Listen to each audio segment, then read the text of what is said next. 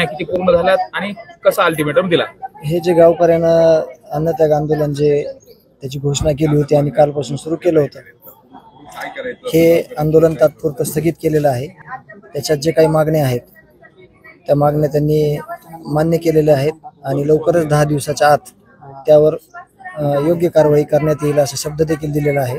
आणि जे सरकारी वकिलांची नियुक्ती होती ती आज त्याचं पत्र देखील आम्हाला दिलेलं आहे. आणि यावरच पुढील जी काय आंदोलनाची दिशा असेल किंवा पुढील न्याय मागण्यासाठी काय करायचंय ते विचार विनिमय करून गावकऱ्यांशी संवाद साधून आम्ही पुढच्या दिशा ठरवू.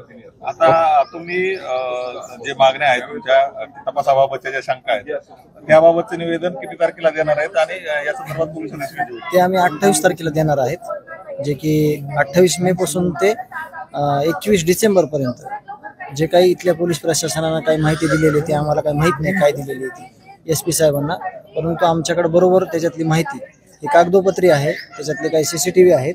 ही माहिती आम्ही त्यांच्याकडे दिल्यावर पुढील कारवाई काय होते याकडे बघणं खरं तर महत्त्वाचं असेल आणि ते आम्ही एक 10 दिवसाचा कालावधी देतील, आम्ही देऊ त्यांना 1 ते 10-8 मार्च पर्यंत. ते आमच्या अपेक्षा तर 1 तारखेपासून आम्ही तेच अपेक्षा लावून धरली की आम्हाला आज कुठेतरी न्याय मिळेल. माझ्या वडिलांवर जो अन्याय झालाय त्याच्या विरुद्ध आम्ही फक्त न्याय मागतोय आणि त्याच अपेक्षेत हा न्यायाचं उचललेलं पाऊल होतं. आणि जे आज आंदोलन स्थगित केलंय, जो की पोलीस प्रशासनाने जो काही तपास होता तो वर्ग पुढे केला नाहीये, SP असतील किंवा ऍडिशनल SP असतील त्यांच्याकडे. आणि त्यांनी आम्ही बीडला त्यांची भेट घेण्यात गेलतो त्यावेळेस त्यांनी वेळ मागितला होता, त्याकरिता आम्ही त्यांना वेळ दिलाय कारण की त्यांना पण या केस मधील इन्फॉर्मेशन पाहिजे असेल, त्यामुळेच त्यांनी आमचा वेळ घेतला होता. त्यामुळेच हे आंदोलन काही दिवस पुढे किंवा म्हणजे 10 तारखेपर्यंत स्थगित केलेलं आहे.